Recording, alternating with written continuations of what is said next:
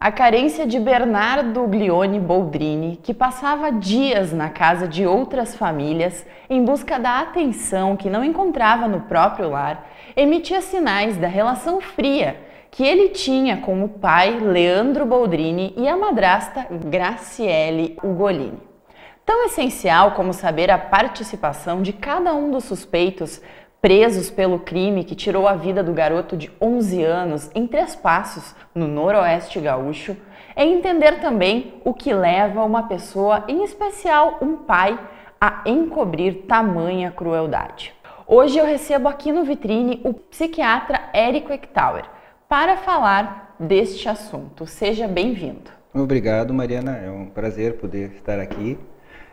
Realmente é um assunto que comoveu, abalou toda a comunidade, não só gaúcha, mas um assunto com no mínimo repercussão nacional, né?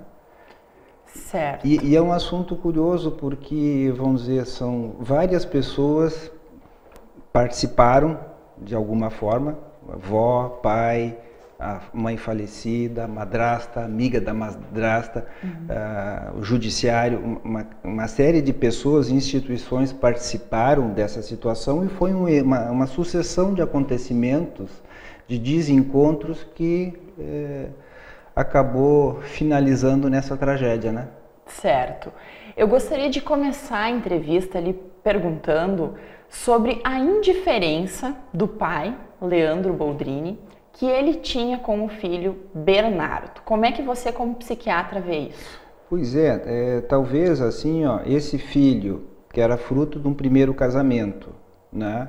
Parece que Odilane, o nome da mãe do Bernardo, que faleceu por suicídio há 4 anos atrás. Então isso por si só já é uma tragédia enorme. Então esse menino representava um pouco dessa mãe, e provavelmente um casamento com dificuldade, um casamento fracassado, porque essa mãe, em vista de uma separação, acabou, tudo indica, que cometendo suicídio. Então, esse menino era a herança disso. Esse pai começou um relacionamento novo com a madrasta, com a enfermeira, tem um filho, parece que nasceu ano passado, então parece que para os dois, tanto para o pai quanto a madrasta, o Bernardo era um estorvo, era um incômodo, era uma herança maldita de uma outra relação, e isso é o estranho, né?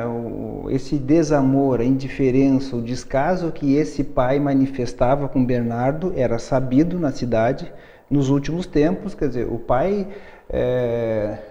não dá nem para dizer que era um tio distante, porque um tio distante em geral tem mais carinho, tem mais apego. Então, isso é o mais chocante. Mas assim, ó, veja, é o pai que mostrou um total desinteresse, uma total assim descaso com o filho.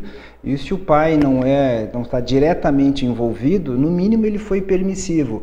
Agora, eu vejo outras questões assim, Mariana. Essa avó, está na revista Veja, dessa semana, a avó dizendo assim: eu não fui no casamento da minha filha, da mãe do Bernardo, porque eu não gostava dele, do genro. Ora, tudo bem, ninguém é obrigado no casamento de uma filha, mas olha o descaso dessa mãe já com essa filha. Não foi no casamento da filha, isso denota um relacionamento muito distante, muito difícil. Segundo episódio com essa avó, em determinado momento, a avó se negou a ficar com a guarda do Bernardo, alegando complicações, problemas de saúde que não teria capacitado. Então, assim, ó, esse menino foi abandonado pela avó.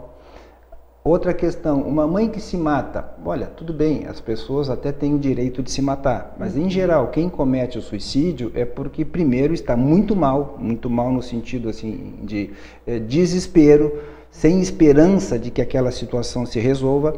Essa mãe, parece que o suicídio aconteceu concomitante a uma ideia de separação, quer dizer, uma pessoa muito frágil, talvez muito dependente desse marido, muito carente, que não se imaginava podendo viver sem ele, ou podendo reconstruir uma nova vida, e uma mãe assim também muito egoísta, quer dizer, ela não pensou no filho. Ah, eu estou sofrendo muito, ou eu quero castigar o meu marido, o meu ex-marido, eu vou me matar para que ele fique culpado o resto da vida. Então a mãe fez algo assim no desespero, e algo muito egoísta. Essa mãe abandonou o filho. Então, o primeiro abandono de Bernardo seria, então, por parte a morte da mãe. mãe. Eu acho isso um absurdo, porque assim, na cabeça de um filho, que um pai se mata, o mínimo que passa é assim: eu não fui um bom filho, eu incomodei, não queriam que eu tivesse nascido, eu dei muito trabalho. Então isso deixa a vida, acaba com a vida de um filho, essa herança de um suicídio. Então, aconteceu o suicídio da mãe, o Bernardo seguiu extraviado nessa família, e eu acho que ele teve uma saúde mental suficiente para buscar. Olha, eu não encontro em casa, eu vou buscar nos meus amigos, nos meus colegas, nos meus vizinhos. Isso ele conseguiu fazer, estava envolvido com a igreja, envolvido com uma série de circunstâncias que protegeram ele. Agora, uma coisa assim que não é habitual: o menino de 11 anos foi sozinho no fórum pedir ajuda. Nós, adultos, para entrarmos no fórum, a gente já sente algum desconforto, alguma tensão, não é um lugar assim habitual que se vá, né? Então, assim, um menino de 11 anos ir até o juiz pedir: olha, eu quero uma família que me cuide, eu quero uma família que me proteja, me acolha. Isso ele conseguiu fazer, que é uma coisa assim surpreendente, e mesmo assim não foi ouvido. Eu acho que por isso, por todas essas nuances desse caso, é que a comunidade, principalmente de Três Passos, acho que ficou chocada, porque os professores não tomaram iniciativa, os vizinhos percebiam: mas como é o doutor, é o filho do doutor, como é que nós vamos intervir? Isso nos choca mais, porque nós estamos acostumados a ver barbáries, que a gente diz assim nas pessoas mais humildes, nas classes inferiores. Aí quando se vê uma barbárie dessas na classe média ou classe média alta, aí parece que nós ficamos mais horrorizados ainda. E por ser também um perfil de família muito parecida, né, com o que a gente está acostumado, né? São pais bem-sucedidos, que teriam tudo, né, para dar de melhor para o filho. Então acontece uma coisa dessas, as pessoas ficam horrorizadas. E eu acho que pelo fato assim do pai ser médico numa comunidade pequena, uma comunidade pequena, o médico é como uma autoridade. Então as pessoas têm medo de ir contra o médico: mas se eu precisar dele, mas aí ele pode ser amigo do outro doutor, ninguém vai me atender. Então assim, isso criou deixou as pessoas de mãos atadas para denunciarem a situação ou tomarem uma providência mais efetiva. É curioso até o juiz, né, que em algum momento disse: olha, você tem 90 dias para amar o seu filho. Mas se alguém não conseguiu até hoje construir um vínculo, uma relação de amor, de paternidade, de convívio, de afeto, como é que vai construir em 90 dias? Então esse é um dos absurdos da situação. E nesse enredo todo entra a madrasta, Graciele.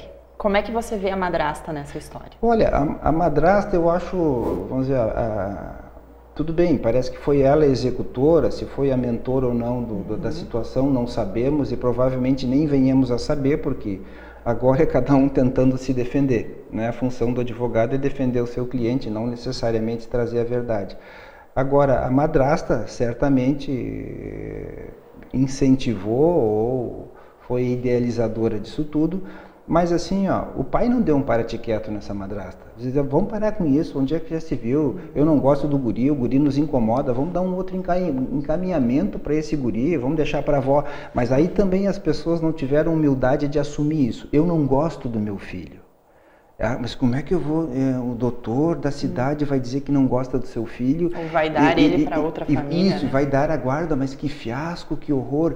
Então faltou isso, eu vejo assim, faltou essa honestidade, essa sensibilidade de: olha, eu não gosto do guri, não tenho afinidade, ele é que nem a mãe dele, eu não suportava a mãe dele, eu não suporto ele, sei lá, pode acontecer, porque isso não se fala, mas acontece às vezes pais não gostarem de filhos. Isso acontece. Então, assim, se você não gosta do seu filho, paciência. Agora, isso não quer dizer que você tenha direito a maltratá-lo. Então, assim, eu vejo o pai foi totalmente conivente à medida que não se impôs, não defendeu o filho, não fez uma outra proposta, porque senão o pai podia: olha, fulana, tu te aquieta aí, nós temos a nossa vida, mas ele é meu filho. Quando tu entrou na minha vida, eu tinha esse pacote completo, ele já fazia parte da minha vida, então nós vamos ter que dar um jeito de conviver. Isso seria o que os pais habitualmente fazem: dar um para-te quieto na mulher e incluir o filho, proteger o filho, introduzir. E o que se tem notícias é que esse filho foi gradualmente sendo excluído dessa família. As profissões, né, dos envolvidos nesse crime têm afetado também a comunidade, porque são profissões, né, que preservam a vida das pessoas. Porque esse é o contraditório. Pessoas que têm o trabalho, a sua missão de proteger vidas, dão fim a uma vida, e ainda mais de um ente tão próximo, tão querido. Esse é mais um dos absurdos dessa situação. As pessoas fazem isso, e fazem isso assim de uma forma imaginando que vão sair impunes. Não tem problema, dá um jeito, enterra, mata. É que essa história... Então, isso é mais um dos absurdos. As pessoas não imaginarem que o assunto teria uma repercussão enorme, que seria feita uma investigação a fundo, e que eventualmente os envolvidos, como a amiga da madrasta, né, parece que diz que fez por dinheiro. Então, alguns absurdos enormes, assim, difíceis da gente conceber que as pessoas se sujeitem a isso. Ajudar a matar um menino. Procuraria, né, o Bernardo, como se as outras pessoas não dessem falta dele, né? Hoje, se nós falarmos que alguém fez isso com um animalzinho de estimação, com um cachorrinho, gato, já vai nos causar muita estranheza. Imagina com um filho. E você, como psiquiatra, como você traça o perfil de Leandro e Graciele? Você acha que eles têm alguma linha de psicopatia? Como é que você vê isso? Olha, provavelmente essas pessoas envolvidas têm algum transtorno mental, mas da linha do comportamento, de personalidade, porque, vamos dizer, essa indiferença, quem sabe já com a mãe do Bernardo, o descaso com o filho, a falta de sensibilização, assim, pelo apelo do judiciário ou pelo apelo dos vizinhos, pelo apelo da família, quer dizer, esse casal se mostrou indiferente. Então, assim, alguma dificuldade maior eles têm. Isso é curioso porque provavelmente eram, até pelo que nós percebemos na imprensa, profissionais assim respeitados na comunidade, pessoas assim que faziam um trabalho de boa qualidade, dedicadas, enfim. Então são pessoas assim aparentemente como qualquer um de nós. E isso nos choca. Como é que lá pelas tantas alguém que é tão parecido conosco pode cometer algo tão bárbaro? Mas essas pessoas às vezes muitas vezes não sabemos quem é abusador sexual, não sabemos quem é pedófilo. As pessoas se mantêm protegidas, né? E mais, assim, Mariana, casos Bernardo existem, a todo momento existe um Bernardo, não só lá em Três Passos, mas em Passo Fundo tem várias situações semelhantes. Então isso acontece muito. Agora, pelas características de tudo que aconteceu nesse caso, acabou tendo essa notoriedade toda. E eles agiram também, né, após serem presos, segundo, né, jornais, segundo a polícia, com muita frieza, né? Me parece assim, pelo que eu li, eu não cheguei a assistir, mas teve uma entrevista do pai na Rádio Gaúcha, ao vivo, né, falando da morte. Parece que o pai se referia ao seu filho como aquele guri, esse menino. Então isso assim denota uma total falta de afeto, uma falta de sofrimento, um descaso. Isso também é uma coisa assim, em geral o que nós costumamos mais prezar nas nossas vidas, o que nós temos de mais precioso são os nossos filhos. E quando a gente vê um médico treinado, ele cirurgião, para salvar vidas ou tratar doenças, participar de todo um plano assim de matar um filho, isso é a barbárie, algo que nos horroriza. E aí nós vemos assim esse outro lado da mente humana, que nem tem o médico e o monstro. Às vezes algumas pessoas têm esse lado muito bom, uma personalidade integrada, produtiva, mas às vezes certas pessoas têm esse lado obscuro, o lado B da sua personalidade, que pode ser algo monstruoso e malvado, sim. Certo. Para terminar a nossa entrevista, eu gostaria de pedir, né, que o senhor nos deixasse um recado da importância de tá avaliando algumas considerações. Por exemplo, qualquer sinal que uma criança dê de maus tratos, de que está sentindo uma necessidade psicológica de falta de afeto, claro, já é um motivo para prestar atenção? Isso. Em geral, assim, Mariana, é muito difícil uma criança adoecer ou fazer sintomas por um problema dela. Em geral, uma criança adoece por problemas do ambiente familiar, principalmente da questão conjugal. Então, se uma criança vem tendo problemas ou dificuldades, pode ser na escola, com os amigos, com a alimentação, com o sono, com uma série de coisas, isso está indicando que alguma coisa no seu meio não está bem.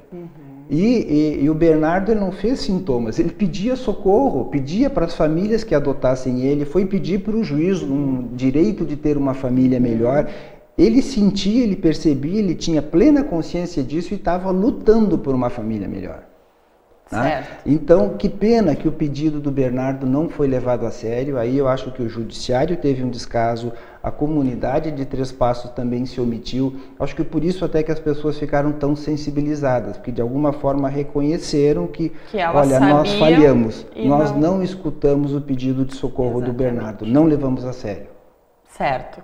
Muito obrigada pela sua entrevista, pelas suas informações. Agradeço a oportunidade.